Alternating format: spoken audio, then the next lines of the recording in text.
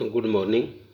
अपने विज्ञान कक्षा 8 का एक प्रश्न पत्र तैयार किया है, इसको अच्छी तरह देख लें। सभी इम्पोर्टेंट क्वेश्चन है, ये अपनी बोर्ड परीक्षा में आ सकते हैं। समय 2.5 घंटे, पूर्णांक 80 का है। परीक्षार्थी के लिए समान निर्देश है। परीक्षार्थी सर्वप्रथम अपने प्रश्न पत्र क्रमांक अनिवार्यतः लिख ले। सभी प्रश्न हल करने अनिवार्य है। एक कृत्रिम रेशम है, रेयॉन, 1 नंबर के प्रश्न है। 2 निम्नलिखित में से समाप्त होने वाला प्राकृतिक संसाधन है, पेट्रोलियम। तीसरा, मैग्नीशियम जलकर दहन होकर क्या बनता है, मैग्नीशियम ऑक्साइड। इनके उत्तर इस टाइप से लिख दिए, 1 2 3 बै से बै, इस टाइप से। निम्नलिखित कथन को सत्य और असत्य चिन्हित कीजिए। 4, लैंगिक जनक वह प्रक्रिया है जिसमें नर और मादा युग्मक का संलयन होता है, सत्य है। 5, मनुष्य के गले में उपस्थिति से बना भाग में जो आवाज़ पैदा करता है स्वर यंत्र कहलाता है, सत्य है। किसी वस्तु पर असंतुलित विद्युत की मात्रा अनावेशित कहलाती है, असत्य, ये गलत है। प्रश्न 7, समझाइए एक CO2 गैस किस प्रकार आग को नियंत्रित करती है।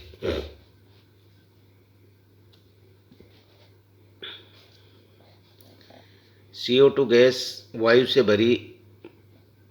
भारी होती है, इसलिए यह जलती हुई वस्तु के चारों ओर आवरण कर ऑक्सीजन की मात्रा को कम कर देती है तथा वातावरण से ऑक्सीजन के प्रभाव को वस्तु तक नहीं पहुंचने देती तथा जलने वाली वस्तु का ताप उसके ज्वलन ताप से काफ़ी हद तक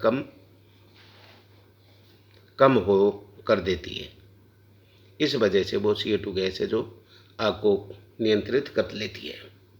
प्रश्न 8, सजीवों के लिए जनन क्यों संपूर्ण महत्वपूर्ण है, समझाइए।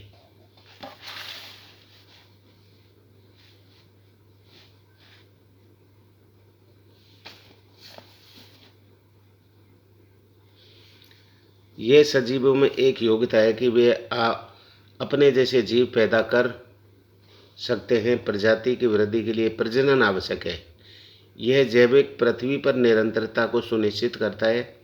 इससे गुण व आनुवांशिकता की एक पीढ़ी से अगली पीढ़ी में पहुंचते हैं। प्रश्न 9, ऋतुस्राव क्या है, वर्णन कीजिए। उत्तर, स्त्री में ऋतुस्राव किशोरावस्था में शुरू हो जाता है। यह सामान्य रूप से प्रत्येक 28-30 दिनों के बाद में 40-45 वर्ष की उम्र तक चलता रहता है। यह गर्भ धारण करने की अवस्था में नहीं होता। इस चक्र की एक अवस्था में गर्भ से रुधिर प्रवाह होता है। यह मासिक धर्म या ऋतुस्राव कहलाता है। प्रश्न 10, पृथ्वी के अंदर भूकंपन के क्या कारण हो सकते हैं। उत्तर, पृथ्वी की परत पर एक खंड में नहीं है। पृथ्वी की परत एक खंड में नहीं है, ये टुकड़ों में विभाजित है। प्रत्येक टुकड़े को प्लेट कहते हैं। ये प्लेट निरंतर गति करती रहती है। जब ये प्लेटें एक दूसरे से रगड़ खाती है अथवा टकराव के कारण एक प्लेट दूसरे प्लेट से नीचे चली जाती है, इसके कारण भूपेटी पर विक्षोभ होता है और ये विक्षोभ पृथ्वी की सतह पर भूकंप के रूप में दिखाई देता है।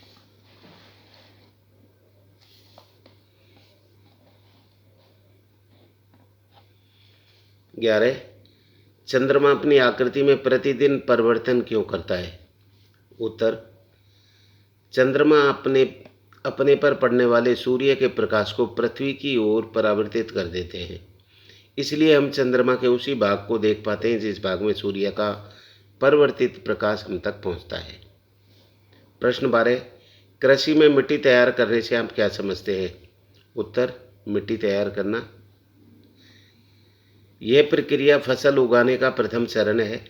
इस प्रक्रिया में मिट्टी को पलटा जाता है व पोला किया जाता है। इस प्रकार पौधे की जड़ें मिट्टी में आसानी से सांसें ले सकती हैं। पोली बनाई हुई मिट्टी में केंचुआ और सूक्ष्म जीवों की वृद्धि में सहायता मिलती है तथा ये मिट्टी को और अधिक पोला कर ह्यूमस बनाते हैं।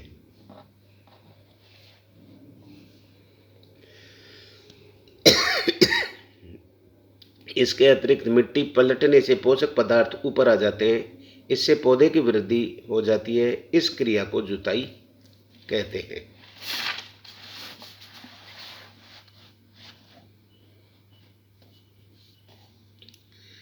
प्रश्न 13, नाइलॉन के 2 गुण और उपयोग लिखिए। नाइलॉन के गुण। नाइलॉन के रेशे बहुत हल्के तथा मजबूत होते हैं।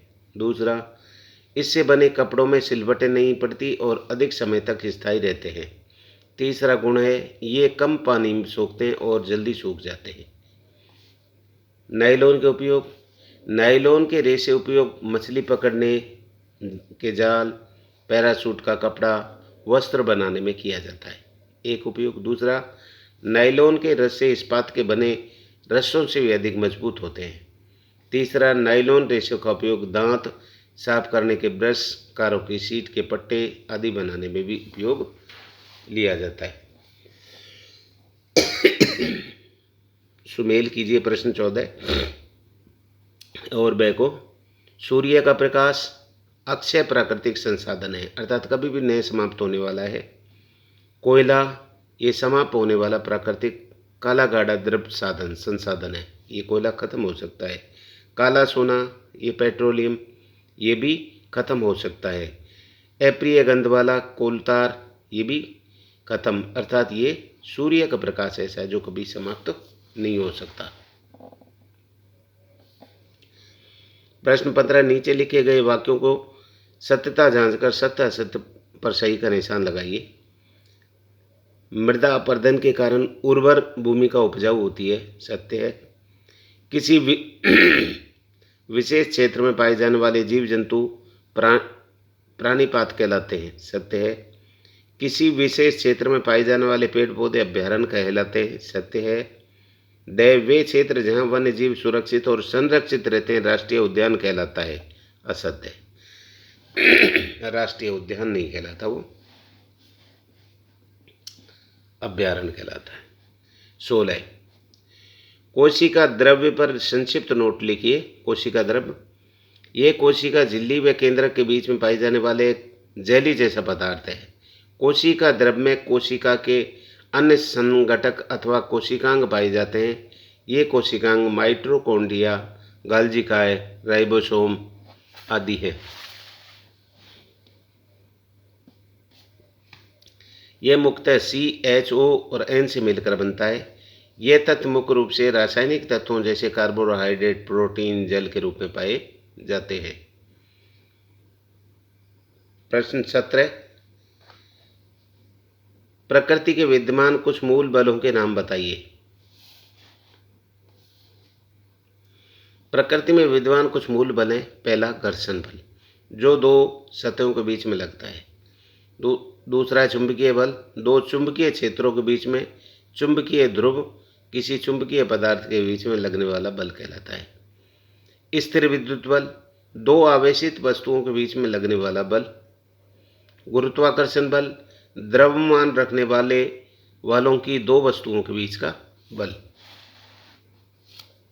18,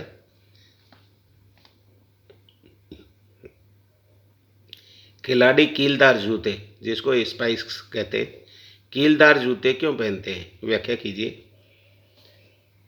1, स्पाइक्स के कारण पैर व मैदान की सतह में मध्य घर्षण बल बढ़ जाता है तथा सतह पर दौड़ना आसान हो जाता है और फिसलने का भय नहीं रहता। दूसरा, जब कोई वस्तु गतिशील नहीं होती है अर्थात विराम अवस्था में होती है तो वस्तु और धरती की सतह के बीच उन दोनों के वृष्टों की अनियमितताओं के कारण घर्षण अधिक होता है, परंतु वस्तु जब गति की स्थिति में होती है तो अनियमितताओं के एक दूसरे में धंसने का समय अधिक नहीं मिलता। इस कारण सर्पी घर्षण और स्तैनीय घर्षण से कम होती है।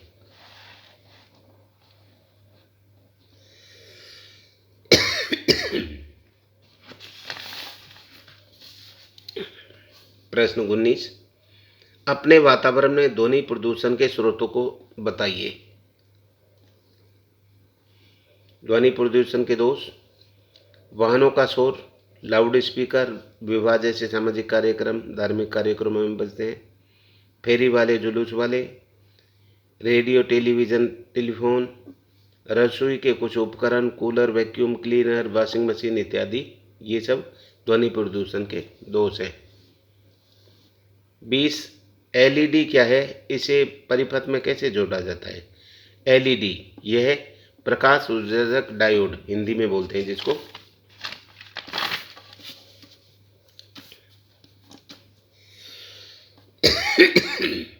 यह एक संपरीक्षित है। यह दुर्बल विद्युत धारा होने पर भी दीप्ति होता है। एलईडी के साथ दो तार जुड़े होते हैं। दुर्बल धारा का मतलब फ्यूज हो, डिम लाइट आती है तो भी ये जलता रहता है। इन्हें लीड्स कहते हैं। दोनों तारों में से एक तार दूसरे तार की अपेक्षा लंबा होता है। परिपथ में जोड़ते समय एलईडी के लंबे तार को सदैव बैटरी के धन टर्मिनल से तथा छोटे तार को बैटरी के ऋण टर्मिनल से जोड़ा जाता है। 21 तारों के बीच की दूरियों को प्रकाश वर्ष में क्यों व्यक्त करते हैं? इस कथन से क्या तात्पर्य है कि तारों की पृथ्वी से 8 प्रकाश वर्ष दूर है। ये दो नंबर का है, दो बातें पूछिए इसमें। अब देखो, पृथ्वी तथा तारों के बीच की दूरियां मिलियन तथा बिलियन किलोमीटर से भी अधिक है। इस प्रकार इसको किलोमीटर में लिखना मुश्किल है। इसलिए एक बड़े प्रकाश वर्ष मात्रक से तारों के बीच की दूरियों को व्यक्त करते हैं। प्रकाश वर्ष द्वारा एक वर्ष में तय की गई दूरी प्रकाश वर्ष कहलाती है। जब एक तार 8 प्रकाश वर्ष दूर है तो इसका अर्थ यह है कि प्रकाश अपने वेग के 3 गुना 8 10⁸ m/s से 8 साल में पृथ्वी तक उस तारे तक पहुंचेगा। एक प्रकाश वर्ष 9.46 गुना 10⁻15। 15 का मतलब हो गया 10 के आगे 15 जीरो और हैं। अब काउंट कर लो, फिर इससे गुना करना है। एक प्रकाश वर्ष में इतने मीटर दूर है, ठीक है। 8 में 8 का गुना और लग जाएगा। देखो 8 गुना 9.46 गुना 10⁻15, इनको गुना करेंगे तो इसको करो। देखो 10 की पावर, ये 10 के आगे 15 है, 15 बिंदी बाद में लगा लेंगे। 9 को 6 से गुना किया, 9 6 की 48, 4 आई हासिल, 9 चौका 36 और 4 40, 4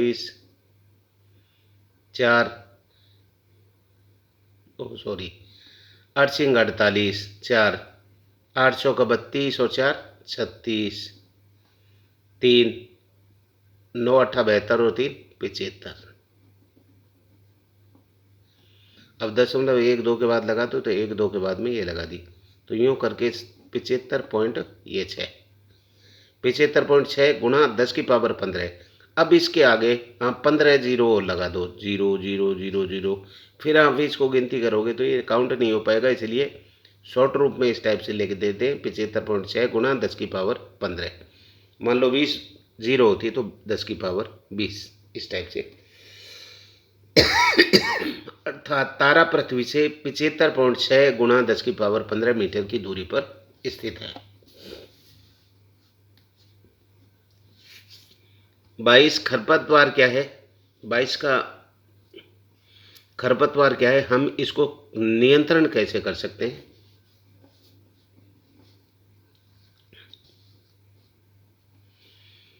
खरपतवार फसल के साथ उगे हुए अवांछित पौधे खरपतवार कहलाते हैं। खरपतवार हटाने की प्रक्रिया निराई कहलाती है। इसकी वृद्धि पर नियंत्रण हम निम्नलिखित विधियों द्वारा कर सकते हैं। एक, पहले जुताई हल से की जाती है। फसलें उगाने से पहले मिट्टी की पलटना, पोला बनाना, समतल करना जुताई कहलाती है। इस क्रिया में खरपतवार उखड़ कर मिट्टी में मिल जाती है या दब जाती है और धीरे धीरे वो खत्म हो जाती है, खाद के रूप ले लेती है। दूसरा, हाथ से उखाड़कर। खरपतवार को हाथ से उखाड़कर अथवा खुरपी द्वारा मिट्टी से अलग किया जा सकता है। तीसरा है रासायनिक विधियों द्वारा। इस विधि में रासायनिक पदार्थों को उपज पर छिड़का जाता है। खेतों में इनका छिड़काव करने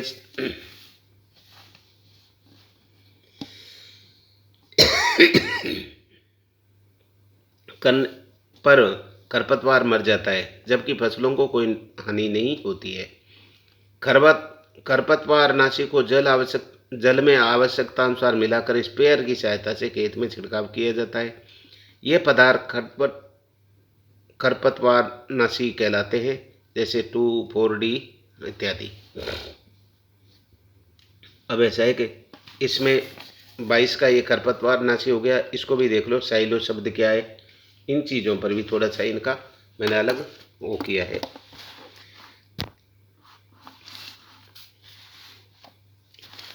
इसमें आपने कहा है कि साइलो शब्द से आप क्या समझते हैं, लगातार वर्षा का फसलों पर क्या प्रभाव पड़ेगा, कृषि पद्धतियाँ क्या हैं, विस्तार से समझाओ। तो पहले ते लेते साइलो शब्द क्या है। बीजों का बड़े पैमाने पर भंडारण करने की उपयुक्त होने वाले पात्र को साइलो कहलाते हैं। दूसरा, लगातार वर्षा होने से फसलों पर क्या प्रभाव पड़ता है। कुछ फसलों को पानी की कम आवश्यकता होती है। यदि वर्षा अधिक और लगातार होती रहेगी तो फसल मर जाएंगी, अस्वस्थ पैदावार होगी। तीसरा है, कृषि पद्धतियाँ क्या हैं, विस्तार सहित समझाओ। कृषि पद्धतियाँ फसल उगाने के लिए किसान द्वारा सामयिक अवधि में अपनाए गए जो कई क्रियाकलाप हैं, कृषि पद्धतियाँ कहलाती हैं। जैसे ये क्रियाकलाप है, मिट्टी तैयार करना जिसको जुताई कहते हैं, बुवाई है, फिर खाद और उर्वरक देना, फिर सिंचाई है, फिर खरपतवार से सुरक्षा है, फिर कटाई है, फिर भंडारण है। ये अपने इसका हो गया। अब 23 को ले लेते। प्रश्न 23, नीचे दिए गए सारणी में गुणों की सूची दी गई है। इन गुणों के आधार पर धातुओं और अधातुओं में क्या अंतर है। दिखावट, कठोरता, ऊष्माचालन, तन्मयता, इन सब के आधार पर बताइए। अब जैसे ये बना लिया, गुण धातु और अधातु। दिखावट के अनुसार धातु चमकीली होती है और अधातु विभिन्न रंगों में होती है।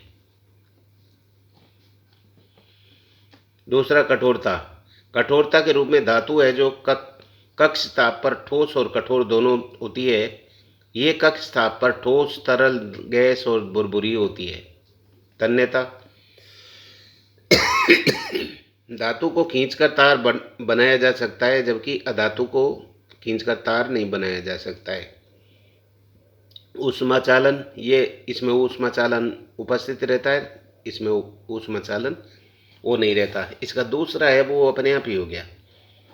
जैसे देखो, आघात वर्धनी है।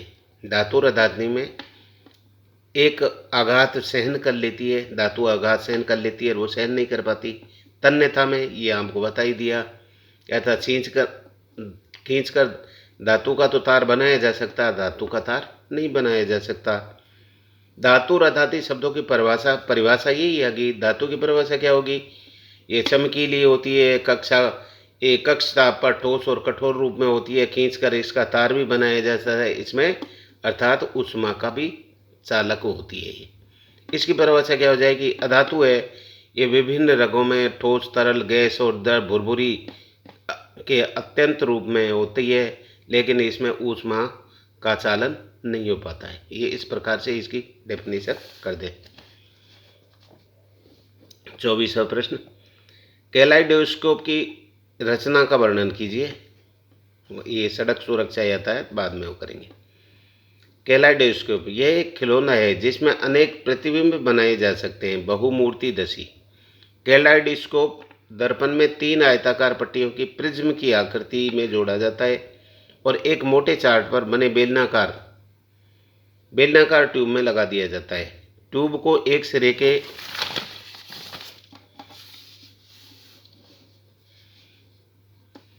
सिरे के केंद्र से छिद्रयुक्त एक गत्ते की छड़ पर लगाते हैं और दूसरे सिरे पर समतल कांच की वृत्ताकार प्लेट दर्पण में छूते हुए दृढ़तापूर्वक चिपका देते हैं।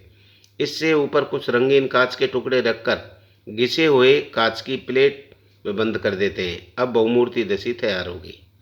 जैसे ये छिद्रयुक्त है, ये गत्ते का डिस्क है, ये घिसा हुआ कांच है, ये कांच की पारदर्शी कांच की ये पट्टी है।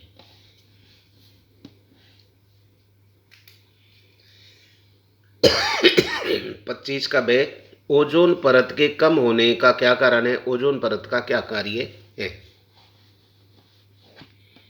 देखो, ब, क्लोरोफ्लोरोकार्बन के द्वारा वायुमंडल की ओजोन परत सूर्य से आने वाली हानिकारक पराबैंगनी किरणों से हमें बचाती है। ये पराबैंगनी जीवों के लिए अत्यंत हानिकारक है, जैसे ये गैस मानव में त्वचा का कैंसर उत्पन्न कर देती है। अब इसको देखो, अच्छी तरह देख लें, पढ़ लें, लाइक करें, शेयर करें, सब्सक्राइब करें। Thank you.